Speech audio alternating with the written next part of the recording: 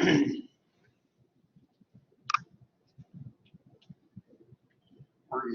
going to go over 8 today. And Thursday, I'm planning to go over 9. The test is 8 this week. So 9's test is planned. Upcoming schedule. Next week, next Thursday, I won't be here. I'm going to go to a Kiwanis convention in Tennessee on Thursday and Friday. I'll be online, should be online that afternoon and that evening at different points. Because I'm going up that morning. I've got to ride with another person, and I go up with him. Cuts the gasoline cost for me, and also taking all room together, so it cuts my hotel room costs. And I think I've got a meeting on Thursday afternoon that I'm supposed to attend also. I know on Friday, I'm sure there's one Friday morning for me, but a couple of interspace things Thursday and Friday until Friday evening, and then Friday late afternoon, evening, I do have stuff that is Saturday. I have stuff in the morning, and I think in the early afternoon we're coming back whenever the United side we're done. I think it's scheduled to go to 3 or something. So I'm not sure how long we're staying. In terms of what they've got exactly, stuff we need to be in. He's a former governor of the district, and I'm running for governor of the district. So we've been to a lot of the informational meetings, so we don't necessarily need to go to those. But we do need to go to advanced in some government meetings. And that's the other part for me on Thursday and Friday is I need to do some campaigning. At this point, I think I'm the only one running, is my understanding. But they've still got another month or 2. I'm not sure if they got to April the 1st or May the 1st, somewhere in there. It could be March the 1st, I'm just not real sure, to announce candidacies, file the paperwork. And I have filed mine. Mine's been filed since last September. I checked this week to make sure. I went back yesterday and said, yes, I'm in good shape. I've done everything I have to do. So I'll be, but I say I fully anticipate that I'll be online Thursday afternoon, so I'll be answering email, grading stuff, and doing that kind of stuff. And also I got post things. And actually your class, I've got to activate the test for next week. One of those couple of days, which I normally do on Thursdays. But y'all's next test is on 8 through 10, if I've gotten that right, and if the class is on you read correctly. The following week, we'll just have class on Tuesday also. So Thursday and Friday are student holidays. Thursday is staff development for faculty, which the flush and restroom catch that one. But it doesn't tell you that Friday is also a student holiday, and that all employees are in a meeting that day down in Calhoun, which the day before is in Calhoun also. So I'll be at those on Thursday and Friday. So needless to say, on Thursday and Friday during the day, I won't be online. That'll run from like 8 in the morning till 4:30 in the afternoon on both days. Hopefully Thursday, but I'll have about 3 or so. I will leave 4 o'clock on Thursday because actually I have to be back over here in Dalton by 5 o'clock. Wherever the congressman's office is, I'm going to be there at 5 o'clock. I judged an act contest for him back in December, and he's having a reception for the high school student that won, Mr. Lafayette, and also the judges. So he's having a reception that afternoon for that. It was supposed to have been in January, and be there then, so I got deferred to, actually it was supposed to be December, I believe it was. It was supposed to be until into December. I got deferred to January, and now it's been deferred to next Thursday. Not next Thursday, 2 weeks from Thursday. Instead of being they deferred it again. Hopefully he can be there this time. And so we don't have to defer it again. I would think things in Washington have settled a little more down, so you probably can. Because previous dates had impeachment mixed in with all that stuff that caused some problems. So he should have a better feel for when he's going to be here. His schedule should know better. And then that next week after that, I won't be here either day, Tuesday or Thursday, because I'll be in North Carolina. And, actually on Tuesday, I'll be at a Cisco conference in North Carolina, which is followed by a computer instructor conference. It's North Carolina's conference, but they bring in national speakers and stuff, and there's several of us that attend from some other states. The Cisco one actually is for academies in North Carolina, South Carolina, Georgia, maybe Virginia will be there too. That come under that academy. And I've gone to that one for several years, about 4 or 5 years. The Cisco one usually is always good. And then the other one I've gone to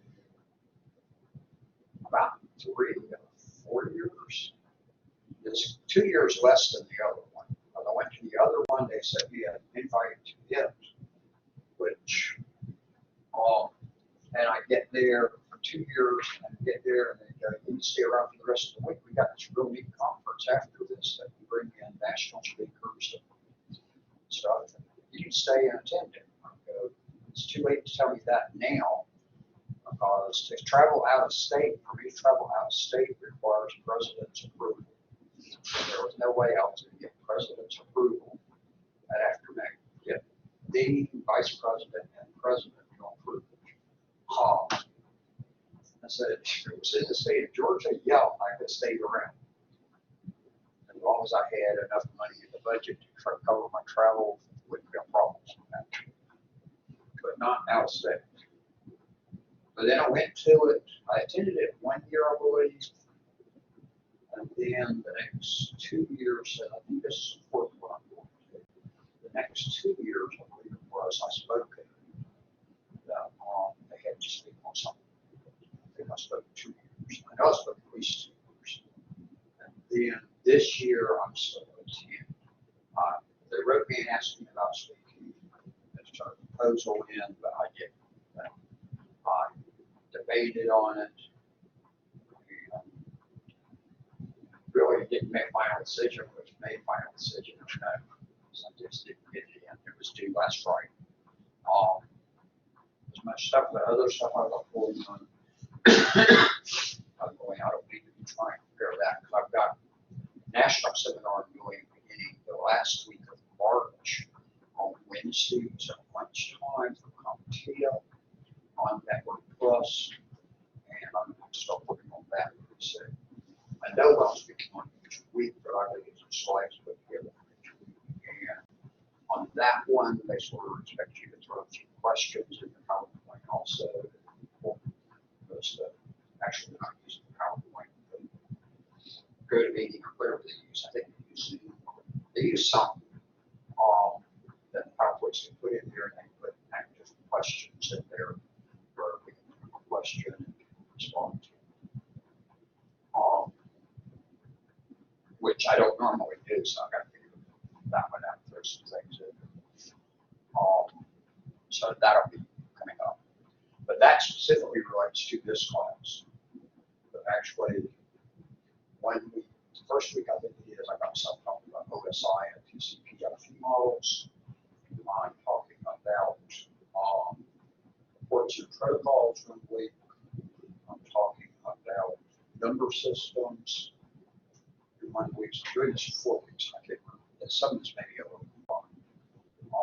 And then I'm talking about subnetting, which is coming up in chapter 9 or 10, somewhere in there. That I'm doing that one. So that specifically comes back off of this class. I'm doing just the major things that I think people need to know in terms of Network Plus. They do a different series, which is what they hired me to teach, on how to teach Network Plus. And that one usually runs about 12 sessions. Usually runs about 6 weeks, 2 sessions a week at night, and runs normally 2 hours at night. This is just 1 hour each day, and we've decided to go 4 weeks on it. It's 4 or 5 weeks. I probably should have done 5, but I did 4. But I've looked at it further, but I've gone to 4. So then that's going to take the last weekend, the last Wednesday in March, and then the first 3 Wednesdays in April. And actually, and that's at lunchtime to do that, so that doesn't affect me from school at all. And Wednesday's the one day I get to work on stuff, so I'll just do that from office stuff.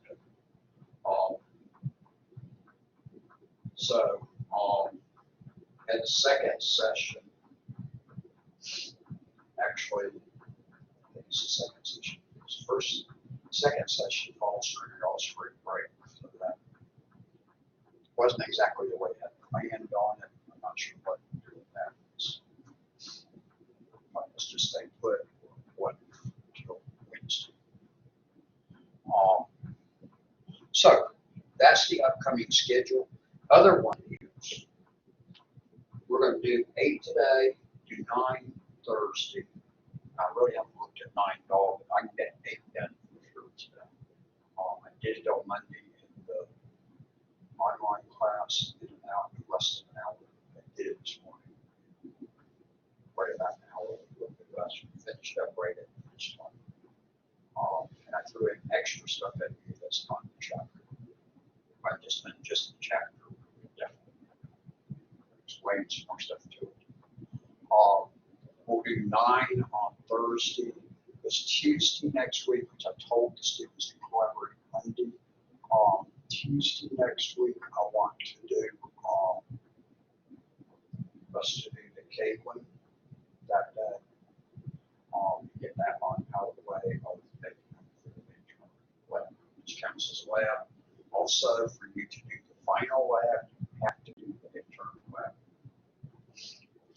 And I want to make sure I did. Yes, I did. I forgot to turn the recorder on this morning. I didn't know that until I finished up. So I wanted to double check that I had turned on the recorder, especially since I didn't do it this morning. Although I got it the other day. Some seeding, or must be seeding, or putting out some poison. It must be seeding because it doesn't have anything extra on. You wouldn't fertilize that way. If he was putting some kind of poison out, he'd probably have acid or something on it. So I'm gathering they're putting out grass seed.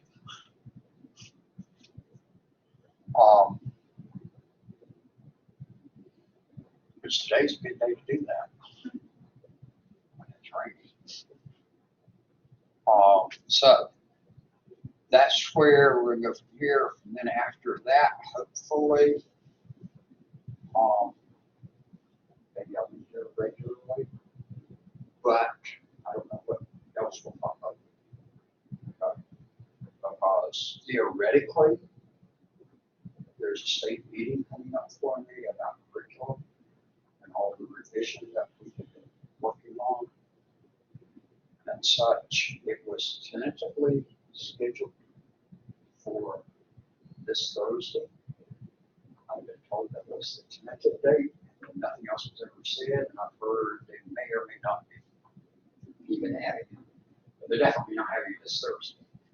Because if they were having it this Thursday, they would have told us long ago.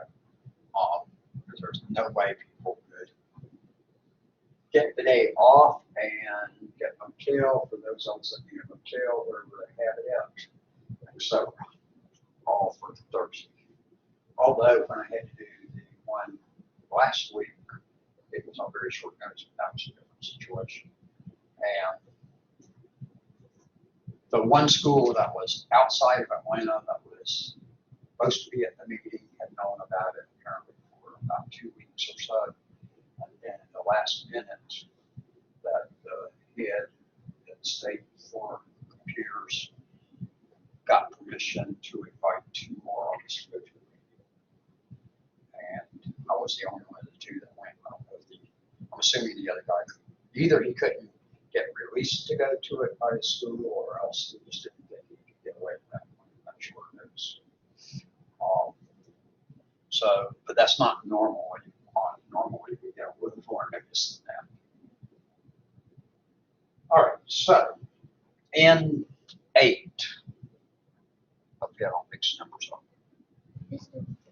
I need to run to next door. Next door. What? I need to run next door.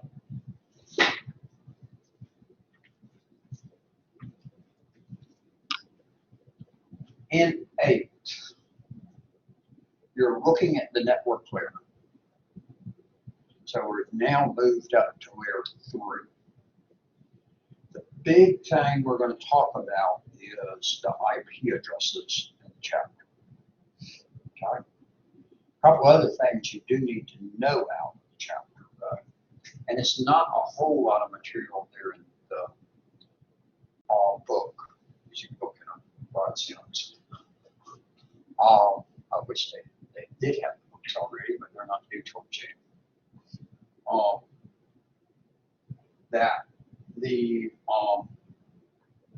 So they're talking about the layer 3 and the network layer.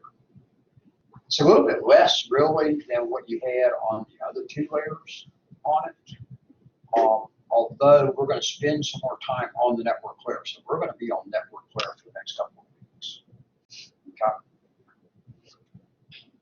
At least 9, and I really haven't paid attention to what's after that. I mean, I think 10 was network layer stuff too. So you're going to do, because it used to be 2 chapters, so it makes sense. I'm thinking it's 3 modules on it. So on the network layer, if you think back to when we talked about the OSI model, we discussed there were several things were related to the network layer. The device on that layer is the router. Okay? And then all the router does is connects networks together. Now, in a lot of cases, on your high-level machines, I don't remember the router.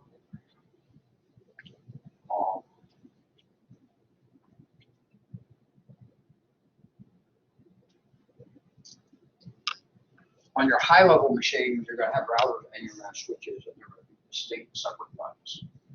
We had the switches on the previous one. When you get down to the consumer and small business or small office devices, which you also see referred to as SOHO devices, SOHO, which is all office, home office.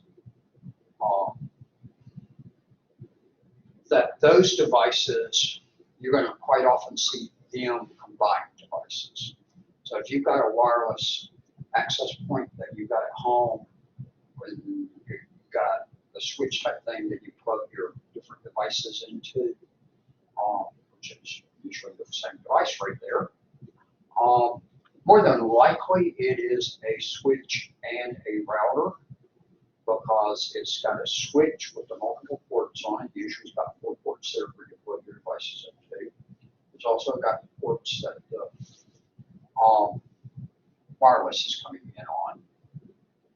And It's also got a link to, usually labeled on there that says internet, but it is your link back to your ISP to the internet. Okay, so that's connecting your network to your ISP's network. So that makes it a router because it's connecting all of your devices that are on a network into a network. So it's usually a great router and a switch.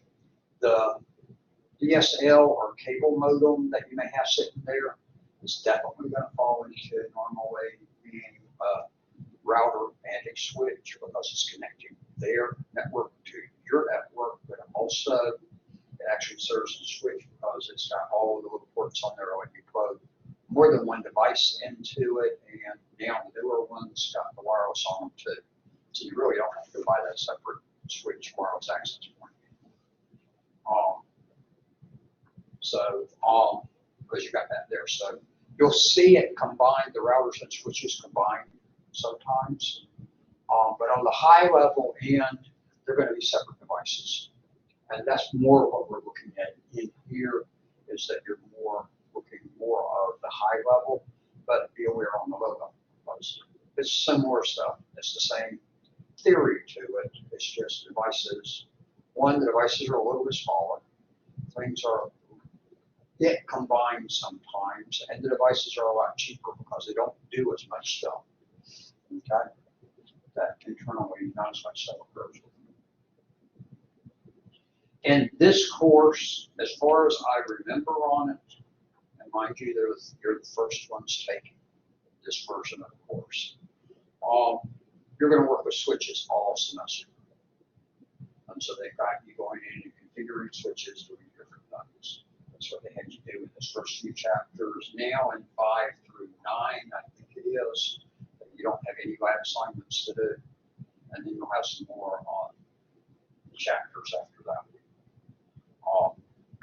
And even though I've only got it set up through module 12, we will go through module 17. I just haven't had time to set up the remaining modules. So that gets us to the end of March. So I got time to still do that. So that's the device you're going to use. Routers are what is on layer 3. Okay? As far as protocols, essentially today, you're going to usually only see one protocol mentioned about on layer 3. And that's going to be IP, which is the Internet Protocol. We're going to talk about a couple of versions of it in just a couple of minutes. But IP is going to be your protocol. Now, if you look at some older things and such, you will see a second protocol listed there. And I've seen this even, I think, within the last year or so up here on a certification testing a question of the other protocol that used to be listed there, which is IPX, which is Novell's IP protocol, which isn't the one that the internet runs off of. But they developed a slightly different protocol. It's not hardly used at all in the world today, because even if you're on Novell, you're using TCP/IP protocols now, not theirs. But there's probably a few places sitting out there that still use their stuff. They're still using old equipment and using their protocol. But more than likely, you'll never see it. More than likely, you'll never see that mentioned. But Novell's protocols generally all end in X's. But just for your information on that, if you're looking at something, you see IPX mentioned as a protocol on layer 3. And I don't remember on my summary sheet if I have that on there or not. That's what IPX is. There are other protocols that run on layer 3, but that's the major one that runs on layer 3 is IP. Just like on the other layers, there's a whole lot more protocols that operate on there, but we're looking at major ones that everything uses. Okay? So IP is going to be the big one on that. Where 2, we used MAC addresses. Where 3, we're going to use IP addresses. And they're either going to be IP version 4 or version 6 address. And there's a big difference between the two. And we'll see that in just a minute. So that's going to be the big things on there. The other part is, before I get into the addressing, which will take the rest of our time, so that'll take a big while as we talk through that, is that routing occurs with the routers. And all routing is how is things gone directed through from network to network. Okay? So that's what the routers do. Routers route stuff. They do routing. Okay? And when you're looking at it in terms of that, the IP addresses that are out there, the MAC addresses, if you remember, they've changed all the way along the route. So if we started from here and we're going to here, as we came along here, it goes through a number of different devices, routers and switches along the way, but finally gets to where it's going. If you remember on the addressing in there, MAC addresses, it tells you what's the last device it was at and which device is it going to next, which is it coming from now, and which one's it going to. And that's the source and destination MAC addresses. And that keeps changing all the way along until we get to the other end and we get to the end of it. So everybody follow on that? The IP address is assigned when it first starts out. And actually, if it's looked like a web page, but it's not just web pages, anything we're saying here, that's the network stuff, an IP address on. But if it was a web page, you would have converted the domain name to an IP address. Okay? You would have found out what the address is at the other end of the line. Does everybody follow that? So with the routing and on the layer 3, it puts an IP address on there of where's it ultimately going to. That's the destination. So it knows, and that address is not going to change if it travels all the way across here. Okay? It also puts the source IP address on there, and that's where did it come from originally. And even when it stops along here and not there, that IP address, both of those IP addresses still are identically the same as they were when they left right here. So they follow on that? So that's going to tell you, IP address is going to tell you where did it really come from and where is it really going to. Although as it goes along the way, it's got a number of stops and it keeps changing on that. It's just like if we drove to California. Okay. We're going to stop a number of times along the way, get gas to eat, probably to find a hotel and sleep as we go. Unless y'all decide you're really up to, you're just going to stay all the way awake out there, which I had friends in college that did that with me. 4 of us went to Arizona 1 year and drove straight through Arizona. And 3 of us went to California the next year for spring break and drove straight through to San Diego. And then the following year, 4 of us, and 3 different people right through that time. We drove straight through the Grand Canyon and drove straight back from the Grand Canyon. My grandmother lived in southern Arizona, so the first 2 trips we went to my grandmother's. Last trip we went to the Grand Canyon, it was a school trip, that one. There's about 20 of us on it. We went out there to camp and hiked down to the bottom of the Grand Canyon back in. Spent the week there. And drove to Las Vegas one day because Las Vegas was only 8 hours away. Something like that. 6 or 8 hours. We drove over there, spent a few hours there, and came back. It was 6 hours. It was a few hours away. It wasn't just 2 hours away or something. It was a little bit further, but it was still, after you've driven 48 hours out to there, it was just a short little hop over to go see Las Vegas. And that was just a day trip. We got up early, left, and got back 11 o'clock at night or something. Must have been about 5 hours. Must have been about 5 hours. We left as the sun went down in Vegas. And then we were back at the Grand Canyon at about 11 or so. So it must have been about 5 hours. But it was starting to get dark as we pulled out of Vegas. Ooh, that's totally different because we were going, none of us had been to Vegas before. We were going, okay, so it was neat when we went to casinos, but we were going, nothing's really impressive on it. As we went to leave town, pulling out, the lights started coming on. They started turning on all the lights in the city. Ooh, that looks neat. I turned around and we drove back through the city and then went out. And it was a whole different city and the lights came on at night. Otherwise, it was just a desert city sitting there.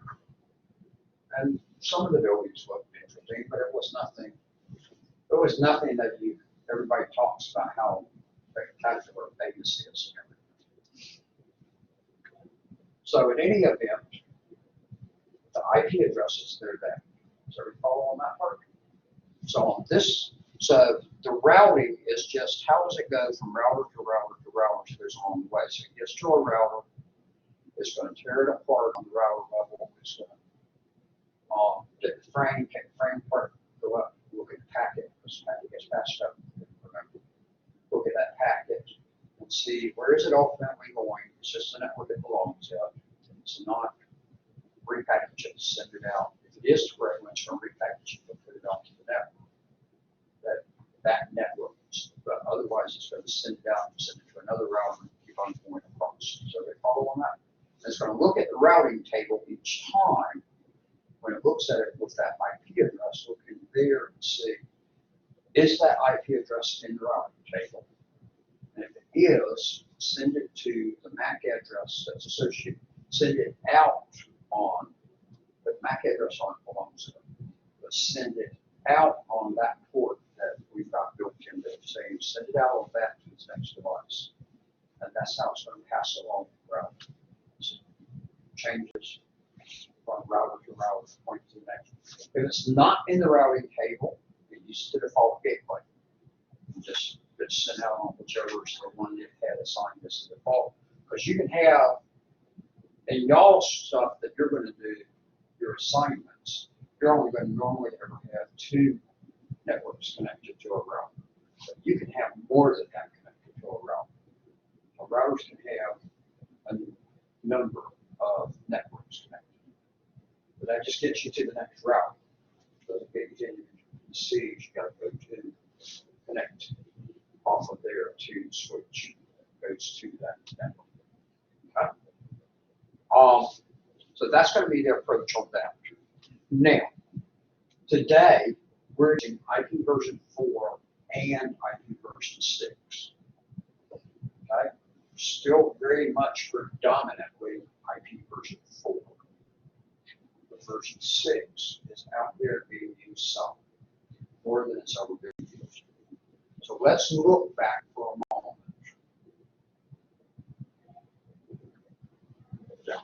And then I'm going to talk about types of addresses in IP version 4. I'm trying to decide which way I want to do this. So if we're looking at IP, I don't know anything about versions 1, 2, and 3. Okay? Version 4 came about somewhere around 1980, and that's where we're still on, and that's 40 years ago. Okay? When they developed IP version 4, and I'm not sure if the addressing before then was the same type addressing as they did in IP version 4 or not. I haven't gone back and looked at it. But with IP version 4, it came up with addresses that what it used, not that it necessarily came up with, the addresses that it's been using ever since, of what it had, is addresses that have 4 octets. And those are IP addresses that you've actually seen probably out there and seen people mention. Each one of these numbers here can range from 0 to 255. So you may have seen or heard numbers like 192.168.1.0, or even on your labs, you can use such numbers. Right? or they may have moved to 172, or a 10, or something like that. And that's the ones we usually do. But we're using all of those different type numbers that fit in here. Okay? With this, you had 4 billion addresses available. That may seem like a lot of addresses. This is up lower.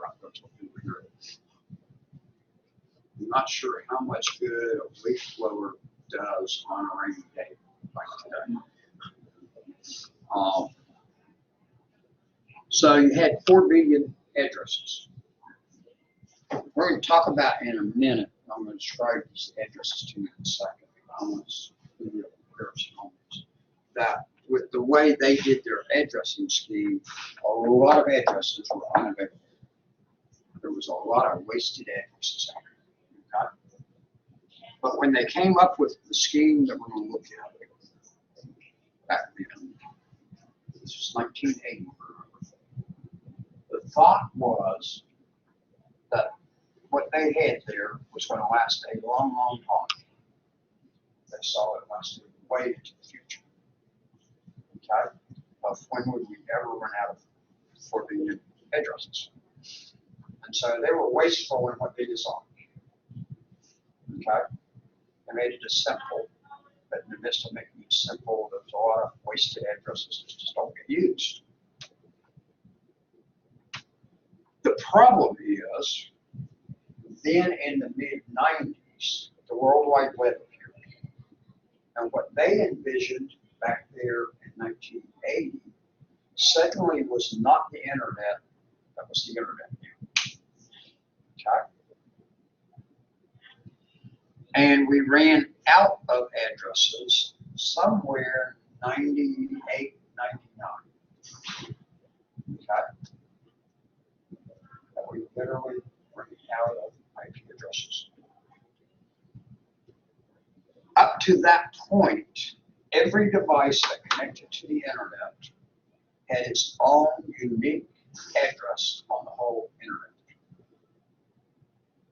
Which meant, if he found out the IP address for my machine at home, he could easily send things directly to me or make it real easy for him to access my machine or do anything else.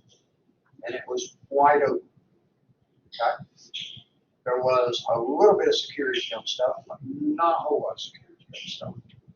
But things were wide open, and you could send things back and forth between machines that were totally on different networks all over the place. Okay? And that's why you'll sometimes see people refer to the World Wide Web, which is www.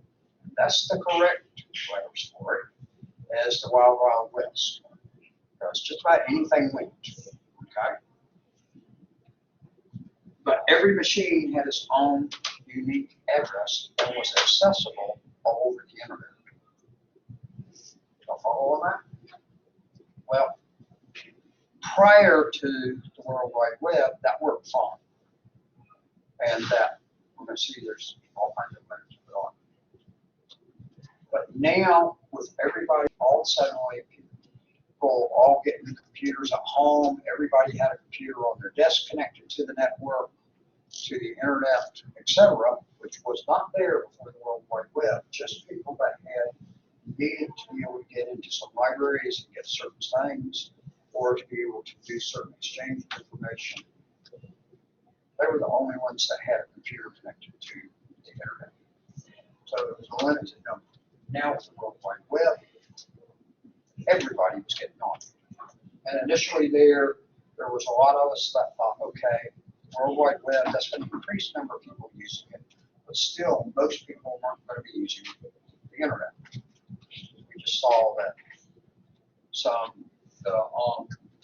that people would start getting at home, but it would only be certain ones that were really ones into technical types of things. No, that's not the way it is. Everybody got on to the World Wide Web. So we ran out of addresses. IP version 5 had been in development from about 1990 and they were developing a new version of IP that was going to be a securer one because they knew it had some security problems, and to make it a little bit better. But they really weren't looking at doing anything about addresses because they're in the early 90s, so no concern about them until World Wide Web. So it was in development, and then the whole world changed from about 1995 on. Really, it started changing in 90, when the World Wide Web was invented in 93, it started changing there in 94, 95, but it took off in 95 and beyond. So at that point, they went, ooh, we're in trouble, and they ran out of addresses, let's say 98 or 99. You can go back and find articles on it, find exactly when the IANA ran out of addresses they could give out worldwide.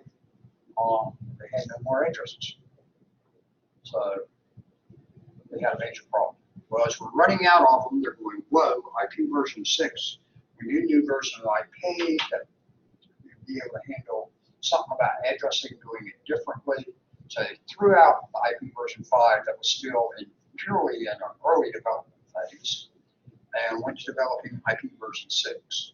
So you'll never hear anything about IP version 5 because it never was born. Okay?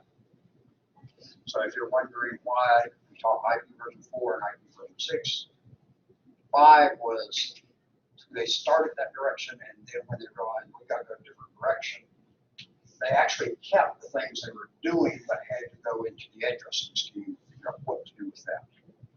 So they developed IP version 6, and it came out there 99 or so, 98, 99.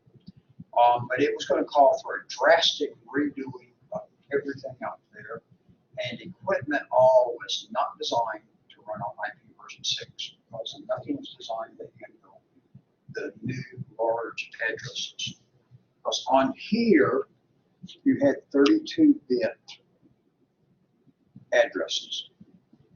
Version 6, we went to 128-bit addresses, which are 32 hex characters long. Okay? This was just 4 numbers that ranged from 0 to 55. It's 32-bit. Each of these is 1 byte. Here, that's going to be 16 bytes long, which is the same thing as this because we divide that by 8, you get 16. So we're going to go from to 4 times as large as what we had before. Okay? But the number of addresses does not just multiply by 4. When you start doing that type of thing, it's raising in powers. It's just like we saw when we were looking at the number systems. Remember how fast numbers increase as you start going to the next power on it, how they go through the roof. Going to this size here, we go to 340, and I hope I spell this right. Something like that, unit. No, there's some tables here. I think that's spelled right. It's close. Unidillion character is what it is. Okay, so it's a unidillion number. That's a whole lot larger than trillions, which is the federal debt that always hears the biggest number we're used to dealing with. A whole lot bigger than that, which is something like $21 trillion. And if one of you would just send IRS a check and pay it off, it would be nice. This is 340 unidillion characters long. If I'm remembering right, I think that's a 1 with 20 zeros after it. Okay. 20 or 24 or something like that. Okay? It's a big number. Trillions is a big number. This is way on beyond that. There's several more positions beyond that. Okay? But it gives us 340 unidillion they came out with that in 98, 99, they're now 890s. And they came up with this one. Well, the first problem is the addresses are this long versus this long. So everything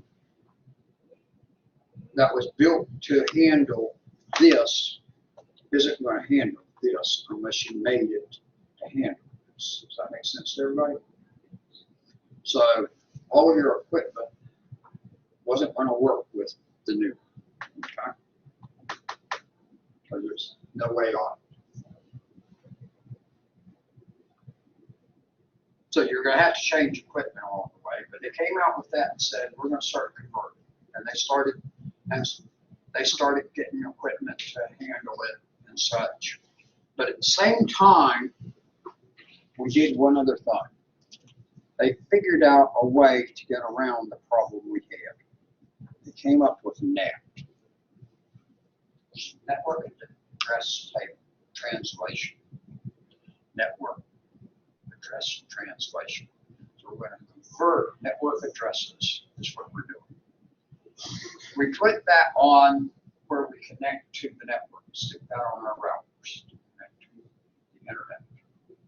Now what we can do with NAT is that we can use private addresses, because actually when they built this one, and actually it is in this one too, that they had public and private addresses. Public addresses are addresses that are used of all different machines connecting out there on the network together, and they're recognized by all different machines. Well, they created some private addresses in there too, and I'm going to show you those in a moment, so you get to the addresses. But they had a set of those out there, actually, 3 sets of them. And their original thought on when they created them was, if you had a network and you weren't connecting it to the internet, you would use these addresses. Public addresses are assigned to you, okay? So you're not supposed to use a public address that's not assigned to you. Does that make sense to everybody?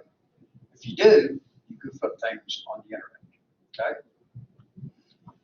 So now what they said was, instead of doing that approach, with NAT, we can assign, for instance, GNTC 1 public address. Actually, we probably got about 3 or 4. But we only got a couple of them.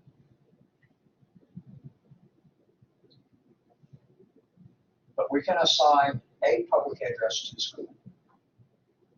We can assign one public address at home. And he can connect up how many ever devices he wants to it. But it's only using one public address. Then here inside the school and Mark at home on his computers, all use private addresses. NAT takes it when a request goes out from this machine to some web page somewhere or whatever else, it doesn't have to be just web pages, that wants some information or sending some information. It comes from here, it goes to that router that's on the edge, and it converts it, because it's a NAT, converts the address from here to its public address, knows that message came from this machine and remembers it in the NAT. Sends the message on to wherever. That machine gets it, all it knows is it came from this network. In fact, what it sees is it thinks it came from that router. Okay? It does its little thing, responds back, and that router looks at it. It can tell because what it sent out from what it kept. It goes, it belongs to this machine. So it changes the address when it sends it into the network back to the address of this machine and sends it to this machine. So we follow on that? Now, instead of us having hundreds of addresses, just this campus, public addresses, all we need is one address. And we assign everything in here a private address. If y'all went in and did my config on these machines, you're going to find, I think it's a 10 or 172 number to start the address off, which says it's a private address. Okay? It's not going to be a public one. So Mark goes home and says, I'm going to get into this machine from home. He sends something to the address of this machine. It doesn't go anywhere from his machine, because when it hits the router there, it says, that's not a public address, I don't know what to do with it, it just discards it. So he doesn't get it here. So put a little bit of security on there too. Okay, but it's not an absolute security, because you can actually get around it. There are ways to get around hit spots, but it's a little bit harder to hit machines on it. So it takes a little bit more thinking about it. Before, it didn't take any thinking about people at all. All they had to do was find the address, and they could do whatever they wanted. Unless we, depending on what security type stuff we set up on our individual machine and on our routers all the time. So with that, all of a sudden, then we told organizations, you need to turn in your list of addresses that we gave you, and I'll show you how that works. And we'll give you one public address back, or one or two. Some places got a couple of them, so you use one for their machines just doing it to the web, and they may have another address for certain other purposes. I wouldn't be surprised if the school doesn't have one address that works for going out on public web, going to websites and stuff, and that we've got a different address for connecting back in terms of banner and that type of stuff, or some of the other major administrative things that we may have them running off of a different spot, so that they're not all sharing the same one. Okay, but that works so rapidly, nobody even knows it's happening. It's changing addresses and goods out and comes back. But they wrote something efficient. So that's gotten us by. That got us by for about 20 years.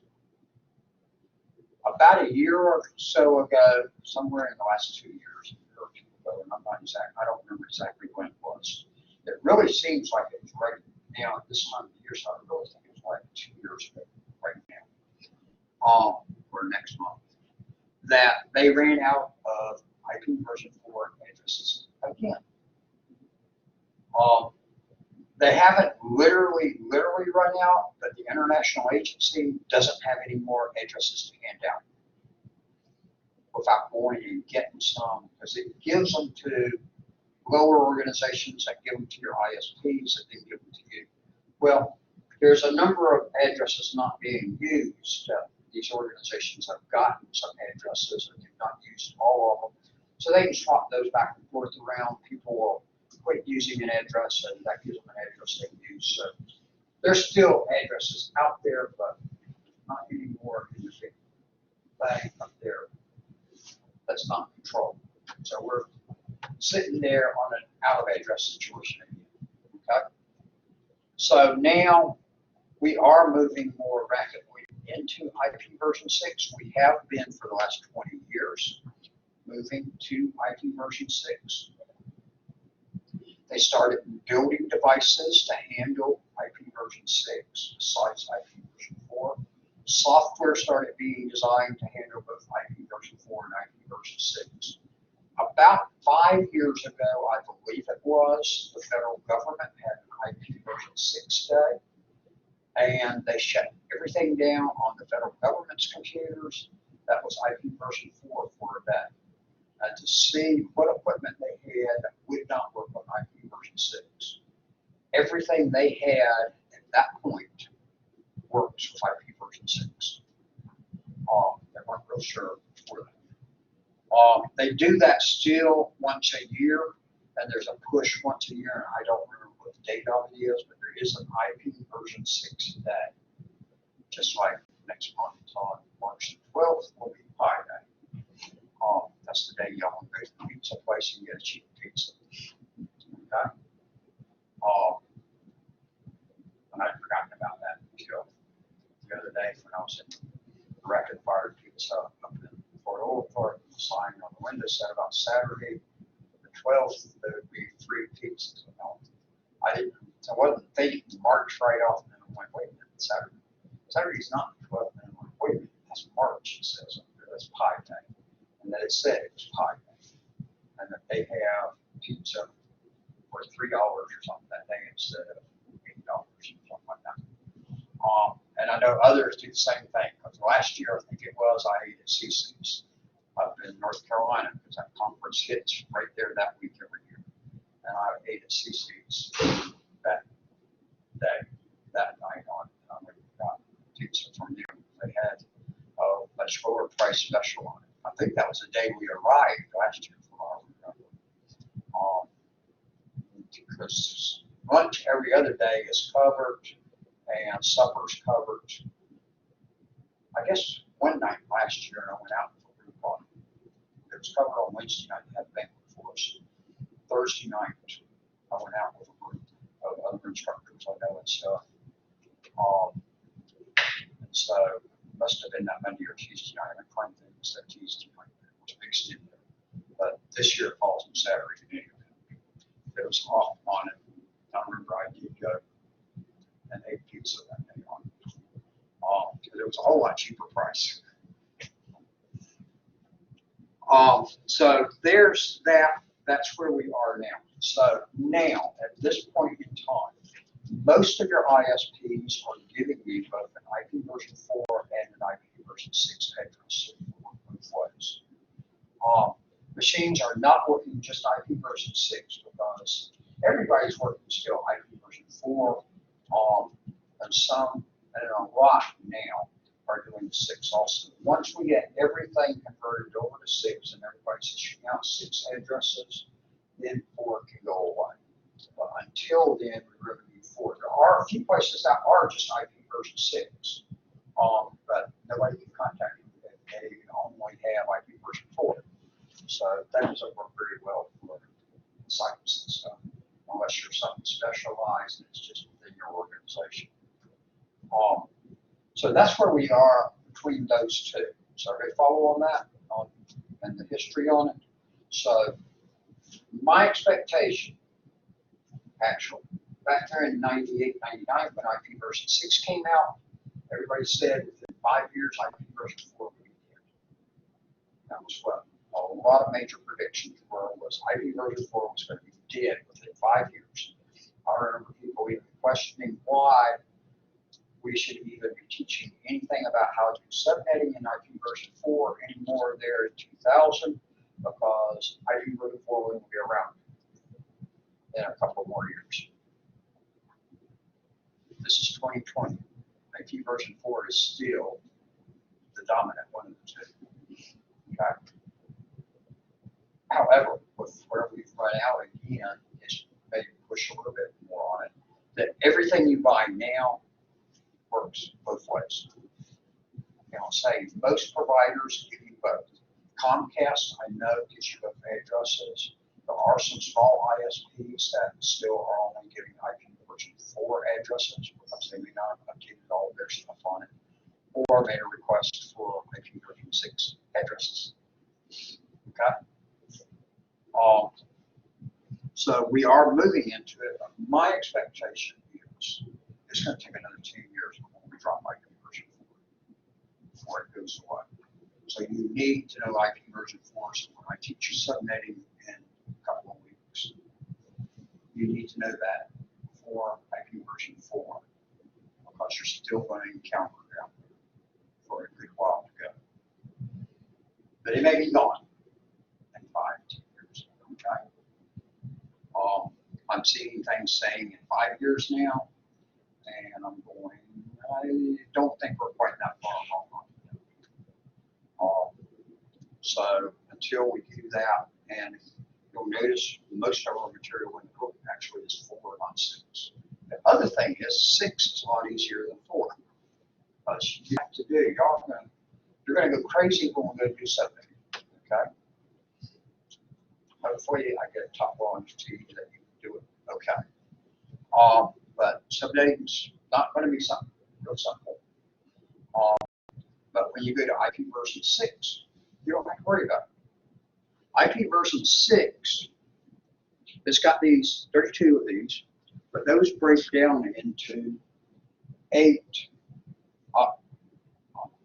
hextets.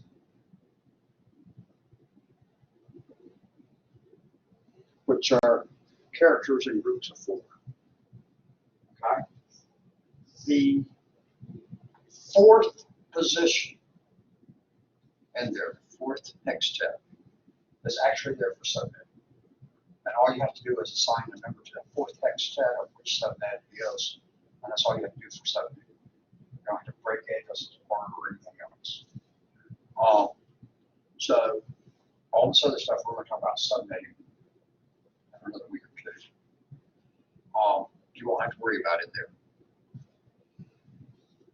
The network portion is going to be the first three hex steps, and then the last 4 hex steps are actually going to be assigned to the local machine. And actually, in a lot of cases, what it uses for that is part of generating that address. It uses the MAC address as part of it. So it's not even coming up with a completely unique address there.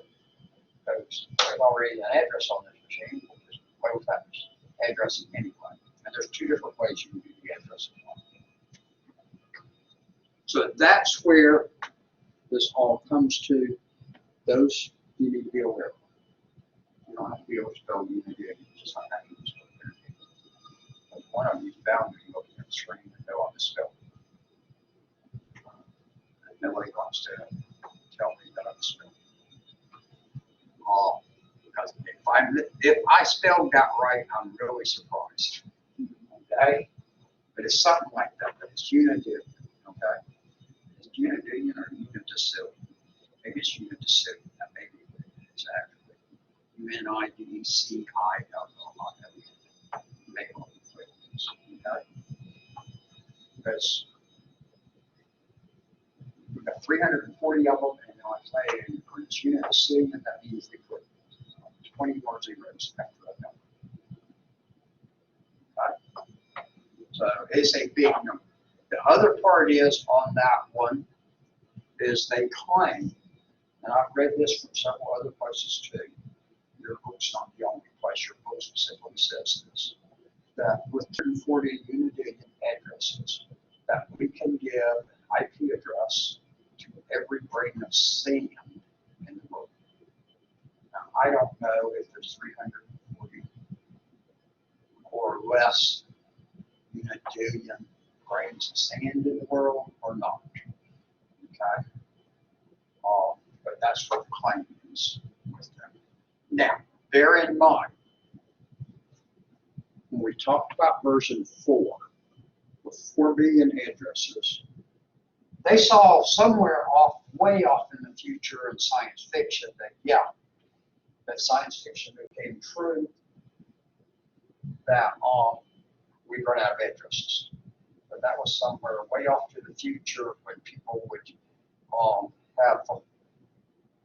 would be carrying TVs around on their hip and be able to take the shoe off and talk to it, and that their watch would tell them where to go, and that their car would drive itself. Well, the problem is we got there. Everybody had computers in the home. That they saw that way in the future. That was the Jetsons in the cartoon, or Tom Swift and his detective series, and so on. Okay, but it wasn't going to occur in their lifetime. It was not what they saw. That was hundreds of years in the future. Well, take out your phone and you can watch TV, right? So we got phones on our hips now. Okay? That you can use your glasses to, if you go and buy Google glasses, or actually the new brands, whatever they are, you can watch the stuff on your glasses.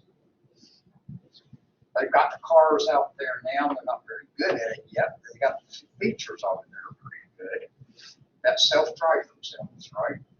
So I still some things to work out on that, but we all anticipate within 5 years that there's going to be a lot of self-driving cars out there on the road, and that we may be riding in one of them. Let's say driving one of them, but no, you don't drive a self-driving car. You ride in a self-driving car. Even if you're in the driver's seat.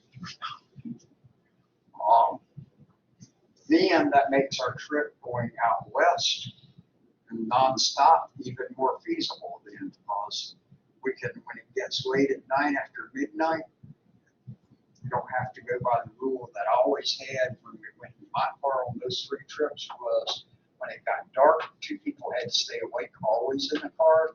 The front seat had to both be awake. When it was daylight, the driver was the only requirement, had to stay awake. The other three could sleep if they wanted.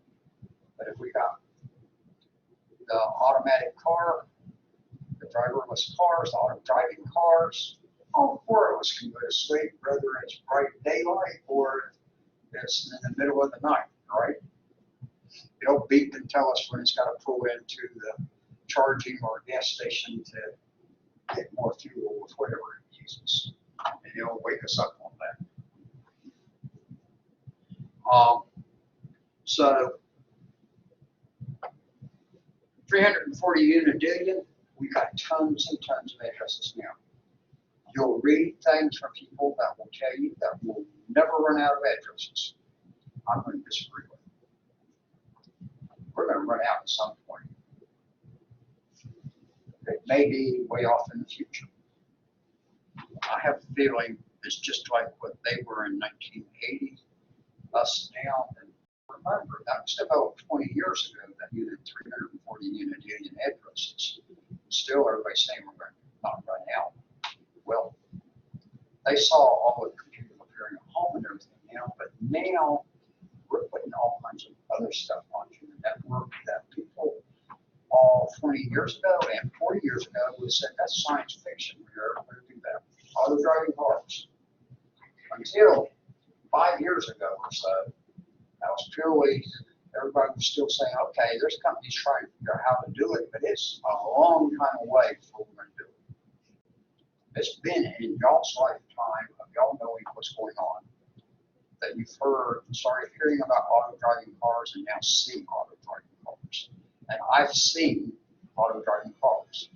When I was in Texas last summer, I saw one fueling up. Okay, that was at a 7-Eleven getting gas when I was at a computer conference.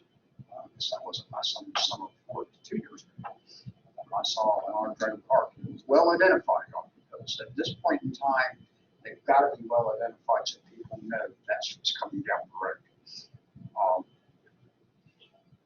You'll know they've caught on well when no longer do they identify a self-driving car from regular cars. The other part is IoT has appeared in the last few years. Within the last 10 years, and particularly coming on strong in the last 5 years. Really. I'm taking a course on connecting devices with IoT from CIST, starting last week.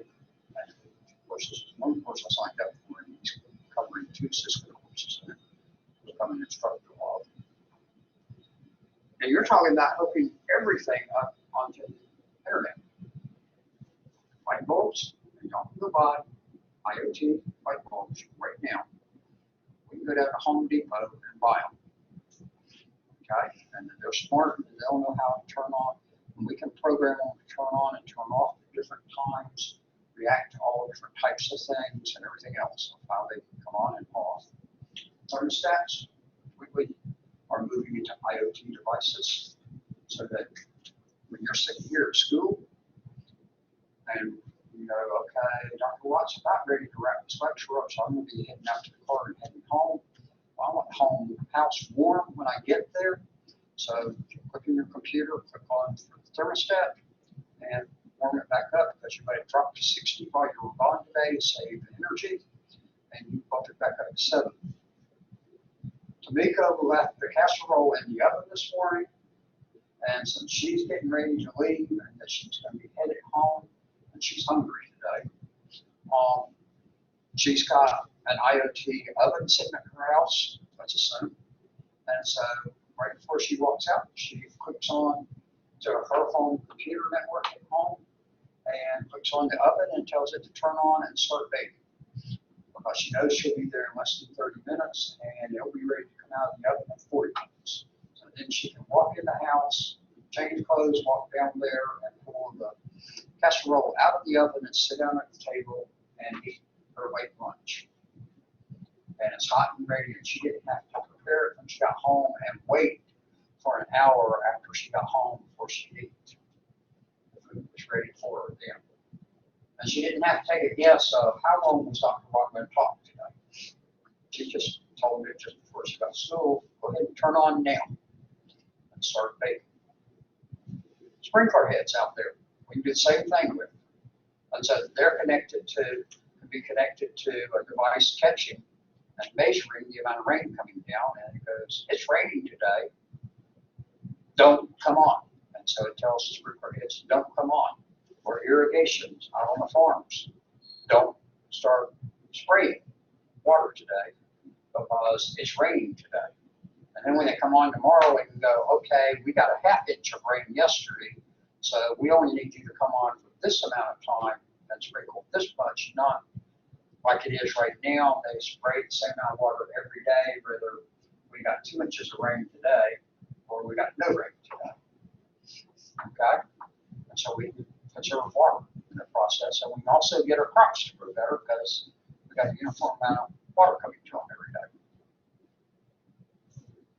Traffic lights, already IoT devices, and recognizing in a lot of cases, not just recognizing what a traffic indicator says when you pull up, it tells it that there's a car waiting there to turn or to go straight in the other direction. But they're going off Google Maps, which is picking up off of all of our phones' locator service and knows where they all are and moving. And says, wait a minute, there's congestion on whatever road. And change these lights to working longer to let the bypass have a longer green than it did so that we can get the bypass traffic moving. And the side street let it back up a little bit more because otherwise we're seeing it's backing up horrible on the bypass. Does that make sense? Well, you got tons of those appearing out there. Guess what? That number starts not being that big anymore. Second thing is, we've started back into space exploration again. And we're talking about settling on other planets and on the moon and stuff. Guess what? Number of devices on the internet is going to grow again because the internet's not going to be just something for Earth, but everywhere where humans are. Other one, there's a lot of spots in the world that we still haven't got the internet to. Look at a map of AWS data centers. There is one populated continent that has hardly any data centers on it. 2, if I remember right from the day when I saw it, when I was in the AWS training. All the other continents have got 5 or 6 on them. Even Australia's got like 5 or 6 data centers, and that's a small continent. We won't count Australia in this example, even though it is a continent. I'm excluding it as not a populated continent.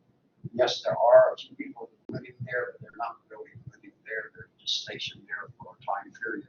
Some of them for up to a year and stuff, but you're not moving to Antarctica and raising a family there. Okay? Africa only has 2 data centers. If you look at all the other parts of the world, there's a ton of data centers all over the place. Southeast Asia's not got quite as many as other parts of the world. And those 2 parts, there's a lot of people still to get connected to the internet. Get them PCs at home, get them cell phones, etc. So the number of things that will be on the internet explosion is still occurring. A new explosion is occurring now as it goes to places that it never went to before.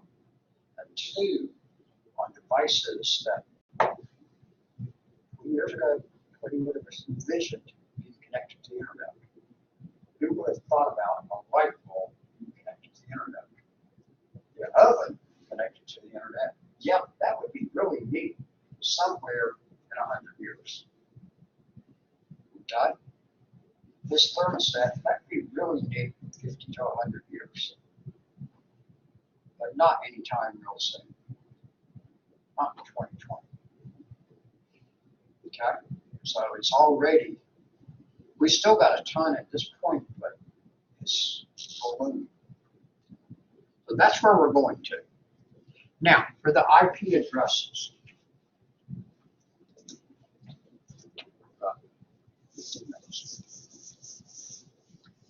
But I want to show you on IP version 4. We'll worry about version 6 later on. Oh,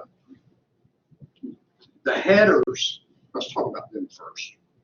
But with the version 4 addresses, we'll come back to it. I may or may not get that done today. With the headers,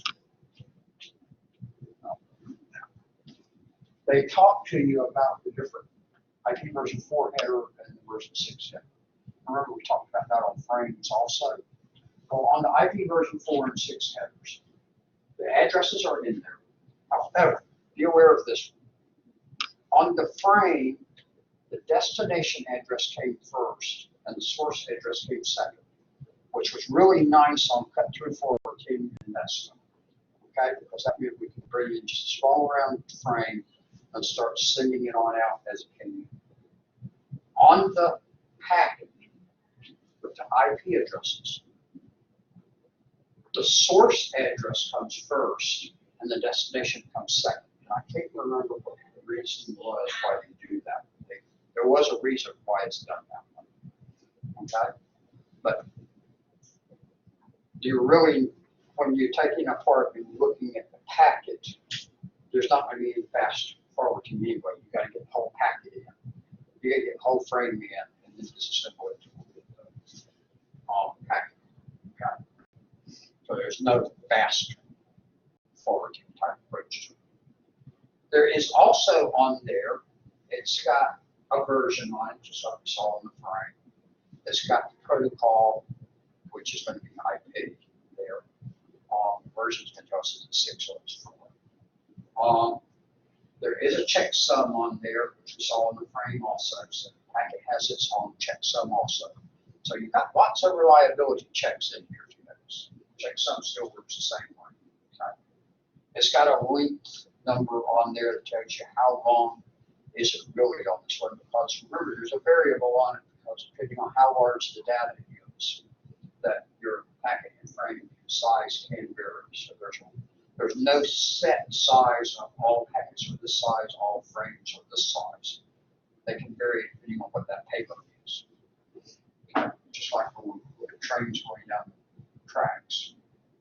The number of cars in the train depends on how much stuff they got to be carrying. There's going to be an engine on it, there's going to be a red light on the back of it. So how much stuff comes in between there depends on what they're going to carry further on. There's still a train in each case. There is also on there a field called time to live. That's on version 4. On version 6, it's called hop count. What that is when the packet is created, initially, there is a number put on there that tells it this is the number of routers that you can pass through. If you don't get to where you're going by the time, by this number of routers as you go, give up. That's what it essentially is. What it's going to do is each time it hits a router, it takes a firm apart, looks at the package, and it's going to subtract 1 off on that time to live.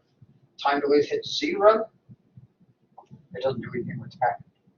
It just dies. So it comes to a stop. That's to prevent packets from sitting out there and floating forever on the internet that it can't find where it was going to. That the address doesn't exist anymore. That prevents that from happening. Because guess what? That would congest our network up with all of these mystery packets, ghost packets, I guess would be the way. Ghost packets floating out there. Okay? Is every time it looks at it, it strikes 1. It used to be, they said, in less than 16, I really think it was down to about 8 at one time, they said you could find any address in the world within 8 routers, 16 routers, I think 32 is the number they usually put on their band. Because remember, it's not a fully mesh network. Okay, so you end up doing, if it can't do the direct route and it has to do some detours or whatever, it could take it some more. So you want to think it's going to automatically do that for you. But you as the administrator on there get to choose set if you wanted something different than default.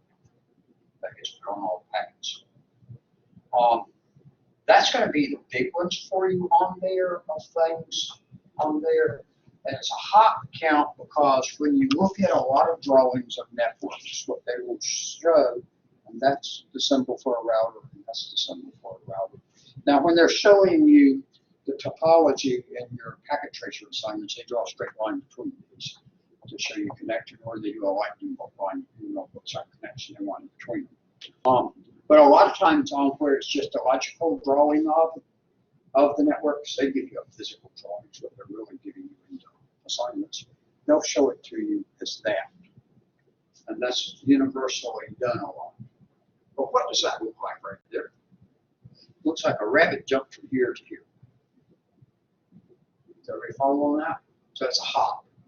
And so when you go from router to router, they're referred to as hops. That you've gone one hop to get to this router. If you're going to get to this router, and it was the same way, but then you go that from this router to this router is 2 hops. Do I follow on that? And so you'll actually measure things in there on how many you'll put in your routing cable, actually different routes to a location. And one of the numbers you'll record is how many hops is it. So it'll choose which direction you go, depending on when those got the least number of hops. And so I'll use this hop count to do that. And that's used in the time to live or the hop count in version 6, time to live in version 4. But basically what you've done is when you put the packet out there on the network, you've told it, you're only going to live on the network this amount of time at most. This is the opposite of how our bodies work. We're born, we don't know how long it is we're going to live. And that we're hoping for a whole month of time. But we don't know if it's going to be real short or real long. In the case of on the computer, it says this is all. So it'd be like if we were born and it said, okay, that when I was born, that I'm only going to live to be 55 years old. And I'm going to drop dead at 55 years old. Well, that might be nice in some ways. There's some people would like to know that type thing. But there's plenty of us that are going to know we're going to aim, I'd like to live longer than 55, and I've actually made it further than 55. So if that was the number they assigned when I was born, they come up. Likewise, you wouldn't want to be told, okay, you're only going to make it 12 years old. Okay, right? And that when people get cancer or some other terminal illnesses, that's what they get told. That's a hard thing for a lot of people to deal with. Okay. But here, that's what we do. We assign is a time to live. How long is it going to be allowed to live? Okay. So that's the big one on that. But on the addressing on IP version 4, I'm not going to touch it. So I'm going to 3 minutes left. But there are several things, and what actually it comes back, and we really look at this in a future chapter, so we'll pick it up there. And when we talk about submitting, we'll definitely talk about what that was. All right, did go over this morning with the other one. But that'll work okay. So we'll pick it up at a different slide. And I think I covered it somewhat with my classmate. So according to the clock, it is almost 2:15. So we're at the end of time. Y'all got any questions for me? Thursday, we do have class. So we get Thursday. My intention is for us to go over 9, but if y'all got questions on 8, we'll deal with questions on 8 also. But that's not saying we got to totally ignore the rest of 8. But if you get reading 8, you got a question on it for me on Thursday, I can answer those. The other part is I'll answer emails also. And I'm at least answering them every day. I'm not promising how often a day or whatever schedule I'm on. Like today, I did answer all student emails actually at midnight last night, just after midnight. And then about 9 o'clock this morning, before I talked to the other. And then right after 11 o'clock, I came over here. And then when I get over to Kimball this evening, I leave here, head for Kimball. I may have to walk over there to high school first. Then said something about we go there for a moment to pick up something. If I'm there early, like I have been the last 2 weeks, assuming traffic holds good, from here to there, which is going to I-24 and 75 interchange in downtown Chattanooga. On 24, hopefully on the way quick enough and that we don't get rain out there and wait for the stuff to keep it out there. That I'll probably be on in the 50 mil before class over there until I go get supplements. I have not had lunch today yet. That one bag of chips I got out of the other class, I just made chips a little bit home. So that here. I'll be on the way there. And I really need some food when I get there for each class over there. Because then it's going to be 9:30 our time and I'll be there. So that's still 7 more hours. So I really don't want to wait till then to get lunch. I'm feeling a little hungry now, but I really want, my intention is get over on the other side of Chattanooga before so I'll stop, thinking about stopping and getting food. When our shower comes on, it gets a lot worse. But if I'm doing it early so far, it's looking great. But you never do know. All right, then I will let y'all go, and I will see you on Thursday.